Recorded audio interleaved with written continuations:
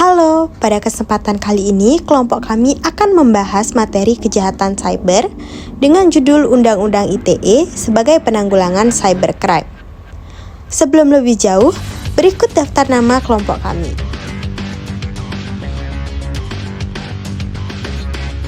Pengertian cybercrime. Cybercrime adalah semua tindakan ilegal yang dilakukan melalui jaringan komputer dan internet untuk mendapatkan keuntungan dengan merugikan pihak lain. Selanjutnya ada pengertian cybercrime menurut beberapa ahli, yaitu yang pertama ada Girasa pada tahun 2002 mendefinisikan cybercrime sebagai aksi kegiatan yang menggunakan teknologi komputer sebagai komponen utama. Yang kedua ada Tafani pada tahun 2000 memberikan definisi cybercrime yaitu kejahatan di mana tindakan kriminal hanya bisa dilakukan dengan menggunakan teknologi cyber dan terjadi di dunia cyber. Selanjutnya ada jenis-jenis cybercrime. Yang pertama yaitu identity theft atau pencurian identitas adalah jenis kejahatan cybercrime yang pertama, di mana biasanya pelaku akan menyalahgunakan identitas orang lain seperti nama, nomor telepon, hingga nomor identitas diri dan nomor kartu kredit guna mengambil keuntungan finansial, seperti mengambil pinjaman, masuk ke rekening bank atau akun keuangan online, atau mengklaim asuransi. Yang kedua ada kejahatan phishing. Phishing adalah contoh cybercrime untuk melakukan penipuan dengan mengelabui korban. Umumnya aksi kejahatan ini dilancarkan melalui email maupun media sosial lain seperti mengirim link palsu, membuat website bodong, dan sebagainya. Tujuannya mencuri data penting korban seperti identitas diri, password, kode PIN, kode OTP pada akun-akun keuangan. Selanjutnya yang ketiga ada kejahatan carding. Carding adalah jenis kejahatan dunia maya yang dilakukan dengan bertransaksi menggunakan kartu kredit milik orang lain. Jadi setelah mengetahui nomor kartu kredit korban, pelaku kemudian berbelanja online dengan kartu kredit curian itu. Yang keempat ada serangan ransomware. Ransomware adalah malware atau software jahat yang bukan hanya bisa menginfeksi komputer tetapi juga menyandera data pengguna. Selanjutnya ada penipuan online. Penipuan online atau penipuan digital yang saat ini makin banyak modusnya. Di antaranya adalah modus penipuan berkedok foto selfie dengan KTP atau identitas diri. Selanjutnya ada SIM swap. SIM swap adalah modus penipuan dengan mengambil alih nomor ponsel atau kartu SIM ponsel seseorang. Tujuannya untuk meretas akun perbankan seseorang. Yang ketujuh ada peretasan situs dan email. Kejahatan ini istilahnya device, website, dan email, yakni jenis kejahatan cybercrime dengan cara meretas sebuah situs ataupun email serta mengubah tampilannya. Selanjutnya kejahatan skimming. Jenis kejahatan cyber lain yang harus diwaspadai yakni skimming. Skimming adalah kejahatan perbankan dengan cara mencuri data kartu debit atau kartu kredit untuk menarik dana di rekening. Dampak cybercrime. Yang pertama, reputasi online bisa terancam. Kerugian yang ditimbulkan dari cybercrime adalah reputasi online bisa terancam. Apalagi jika kita menggunakan aktivitas online untuk berbisnis. Jika menjadi korban, bisa jadi bisnis online juga akan kehilangan kepercayaan dari pelanggannya. Kedua, kehilangan data penting. Salah satu kerugian terbesar cybercrime adalah kehilangan data. Hal ini bisa terjadi baik pada akun pribadi maupun website yang menyimpan data pribadi pelanggan. Cybercrime selalu mencari celah agar dapat mencuri data penting dan menggunakannya untuk berbagai kepentingan lain. Salah satunya untuk tujuan pemerasan atau menjualnya di pasar gelap. Ketiga, kerusakan software dan sistem komputer. Kerusakan software dan program juga bisa terjadi akibat ulah cybercrime. Aksi ini terutama terjadi pada sistem operasi yang rentan, baik yang sudah lawas maupun yang versi bajakan. Itulah kenapa pentingnya bagi pengguna untuk selalu memperhatikan keamanan sistem di komputer. Salah satunya dengan terus mengupdate antivirus dan versi sistem operasi yang digunakan. Kehilangan sejumlah uang. Kerugian finansial juga menjadi dampak terbesar dari kegiatan cybercrime. Bentuk aksinya bisa bermacam-macam, mulai dari phishing hingga extortion. Tak hanya dialami oleh individu maupun perusahaan, kehilangan sejumlah uang akibat tindak cybercrime juga dialami oleh negara. Aksi cybercrime ini nyatanya mendapatkan kecaman dari negara berupa undang-undang. Adapun revolusi dari Undang-Undang ITE. Undang-Undang Republik Indonesia Nomor 11 Tahun 2008 tentang Informasi dan Transaksi Elektronik atau yang biasa disebut dengan UU ITE sendiri terbit pada 25 Maret 2008. Dengan cakupan meliputi globalisasi, perkembangan teknologi informasi, dan keinginan untuk mencerdaskan kehidupan bangsa, berkat adanya UU ITE, adapun dampak positif yang dirasakan seperti lebih terjaminnya kepastian hukum bagi masyarakat yang melakukan transaksi elektronik, mendorong pertumbuhan ekonomi Indonesia, salah satu upaya pencegahan kejahatan yang dilakukan melalui internet, melindungi masyarakat dan pengguna internet lainnya dari berbagai kejahatan dunia maya.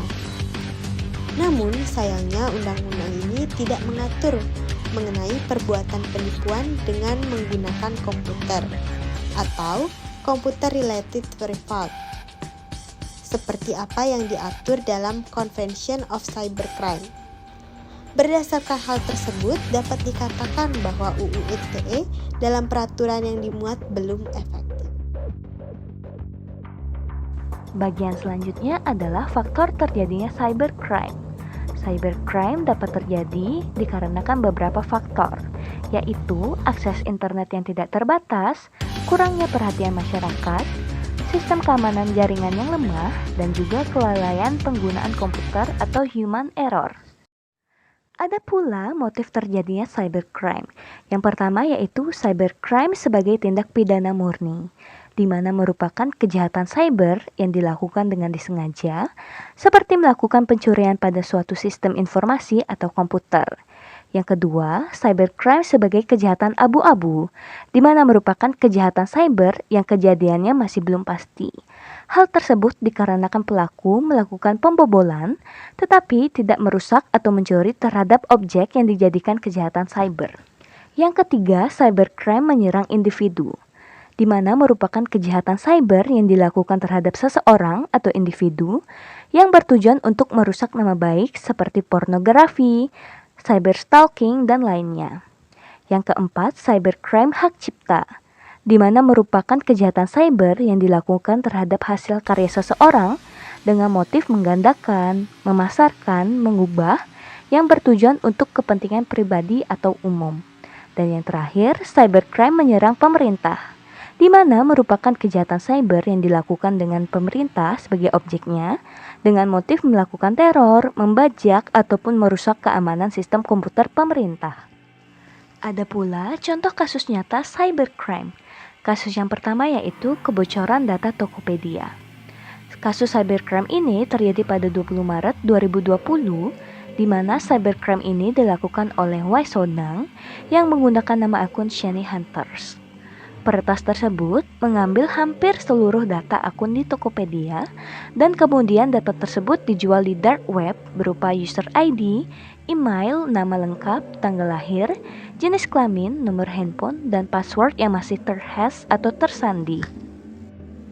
Kasus kedua merupakan kasus sniffing yang mengatasnamakan kurir. Kasus ini memiliki tujuan utama, yaitu untuk mencuri data dan informasi penting seperti username, password and banking, informasi kartu kredit, password email, dan data penting lainnya. Dan kasus yang terakhir yaitu situs DPR diretas, di mana situs web resmi Dewan Perwakilan Rakyat Indonesia mendadak tidak bisa diakses dan terjadinya peretasan website, di mana halaman muka website sempat diubah atau dilakukan deface oleh hackers. Untuk materi selanjutnya akan dijelaskan oleh teman berikutnya. Saya akan membawakan pengertian UU ITE. Pengertian UU ITE kita mulai dari kepanjangan dulu ya. UU ITE itu adalah Undang-Undang Informasi dan Transaksi Elektronik. Jadi UU ITE itu sendiri bertujuan untuk melindungi hak-hak masyarakat dalam penyelenggaraan informasi dan transaksi elektronik. UU ITE ini sendiri pertama dibentuk pada tahun 2008 ya, dan telah melalui beberapa revisi begitu sampai sekarang. Jadi UU ITE ini mengatur tentang hal-hal seperti pengaturan dan perlindungan atas hak cipta, perlindungan data pribadi, dan pencegahan tindakan yang merugikan dalam penyelenggaraan informasi dan transaksi elektronik. Berikutnya ada pasal terkait UU ITE. Jadi setelah diberikan 3 contoh kasus nyata cybercrime tadi, yang pertama pasal 36A UU ITE tentang tindak pidana yang berkaitan dengan akses yang tidak sah terhadap data pribadi termasuk hacking ke dalam database dan mencuri informasi pribadi. Itu berkaitan dengan kasus Tokopedia ya, yang pertama.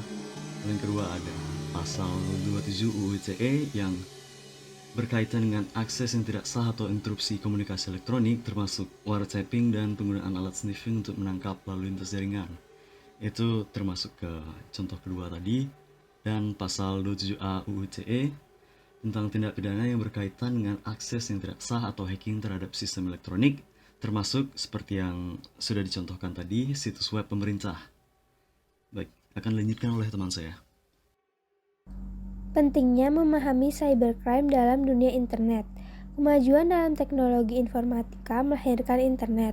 Internet menjadi media atau wadah terbesar dan terpesat.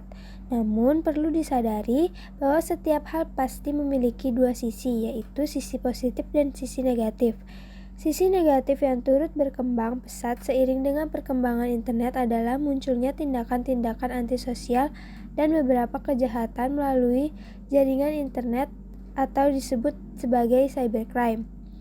Semakin tinggi tingkat intelektualitas suatu masyarakat, semakin canggih kejahatan yang mungkin terjadi dalam masyarakat itu.